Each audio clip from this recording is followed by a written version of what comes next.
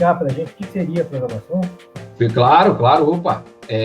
Gabriel, existem inúmeras linguagens de programação, muitas, com propósitos distintos. Por exemplo, você quer construir um processador, sei lá, quando eles começaram a construir os smartphones, por exemplo. Você não vai pegar o mesmo processador que você usa num desktop, num caixotão, e colocar aqui dentro, porque ele não vai funcionar. Ou ele vai funcionar, mas você está usando algo que não foi construído com esse propósito.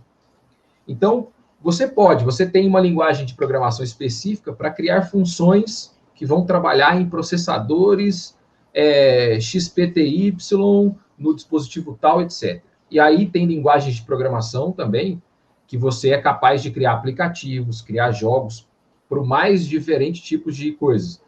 As ferramentas no qual eu trabalho hoje, ela usa uma linguagem de programação que permite que eu consiga transformar o meu trabalho em jogos para computador, em jogos para celular, em jogos para consoles.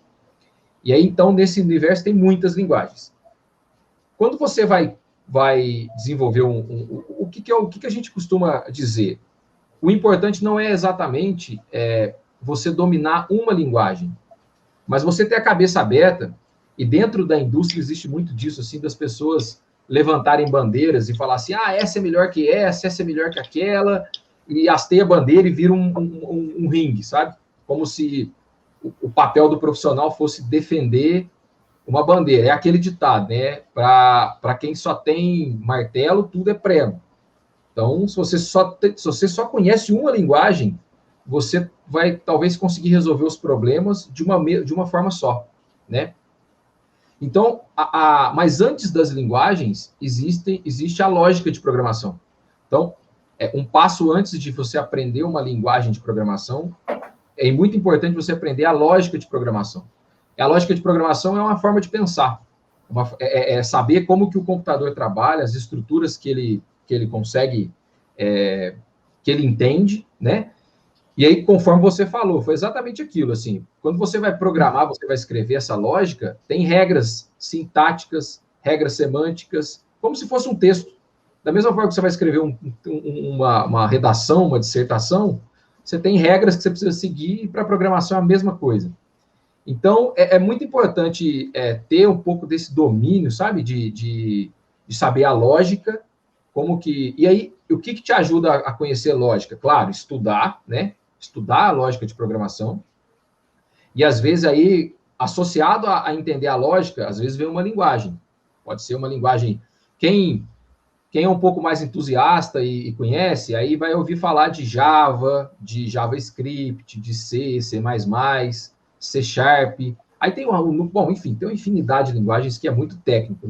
Acho que não convém entrar nesse caminho, mas eu acho que a lógica ela é mais importante do que a própria linguagem, sabe?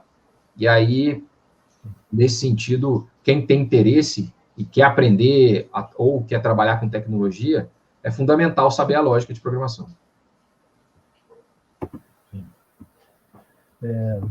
E é bem interessante, como você comentou, né, que existem vários tipos de linguagem que se usa para fazer essa programação. E dentro do universo dos games, existe alguma que é mais utilizada ou todas elas são utilizadas? Gabriel, tem algumas que são mais utilizadas. Por exemplo, eu acho que o mercado de jogos ele existe tem muitos anos, né? Você vai pegar aí datas de games que foram desenvolvidos na década de 80, década de 90, né? Até antes, inclusive. E aí, naquele momento, eu acho que a linguagem... Assim, quando você vai construir, eu acho que é importante falar também o seguinte. Quando a gente vai construir um game, todos os games, quando você vai olhar, ele segue um princípio onde ele tenta extrair o máximo possível daquela máquina. Os games sempre vão fazer isso. Então, isso, inclusive, ele sustenta a vida, a geração dos consoles, né? Então, você tem que ficar lançando consoles periodicamente, porque chega um momento que a tecnologia atingiu o limite e ela precisa avançar. Num computador, você tira uma peça, coloca outra, e você consegue acompanhar, né, geralmente. Mas num videogame ou num celular, não dá para fazer isso ainda. E aí você tem que lançar novas tecnologias, novas plataformas, né? as novas gerações. Mas, para extrair o máximo, quando você vai pegar uma linguagem de programação, é importante entender que o computador também ele entende só uma coisa, 0 e 1. É só isso. Lá dentro do computador, os sinais elétricos que estão circulando lá é só 0 e 1. Não tem mais nada. Isso é muito doido de se pensar. Mas você programar um computador a partir de 0 e 1, sabe? Isso é impossível, humanamente impossível. Você até consegue fazer coisas assim, mas coisas muito básicas. Acionar um dispositivo, desligar um dispositivo, fazer coisas muito básicas, só que você não consegue construir um game que processa zilhões de bits por segundo e as imagens vão sendo renderizadas, você tem que calcular efeitos de física, efeitos visuais, aquilo não dá para fazer com 0 e 1.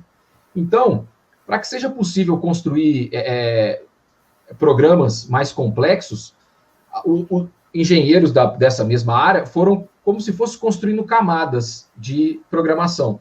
Então, lá embaixo você tem a 0 e 1. Logo acima, você tem uma que fala assim, e se eu quiser fazer uma soma?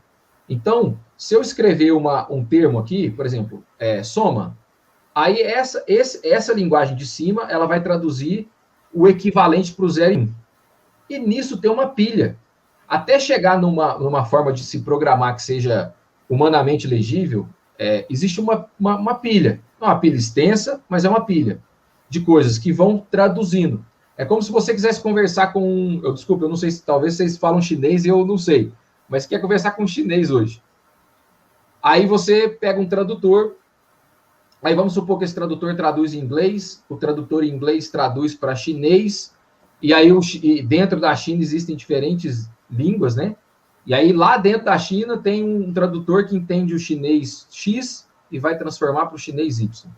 Então tem todo um caminho que vai seguindo. Tá? Só para não ficar muito complicado essa doideira.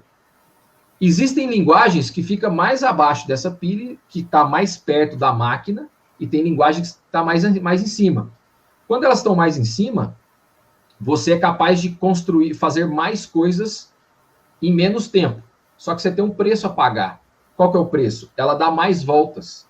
Essa linguagem, ela exige mais da máquina, né? Então, você vai consumir mais memória, mais processador, e aí, para conseguir fazer aquela função que você gostaria. As linguagens que estão mais embaixo nessa pilha, elas são mais rápidas. O caminho é mais curto. Então, as linguagens que são mais utilizadas, como você quer extrair muito de uma máquina para construir um game, geralmente eles usam C, C++, que são linguagens que conseguem conversar quase que diretamente com o seu equipamento, então o seu processador. E aí, só que para fazer, como é que eu posso dizer? É mais difícil.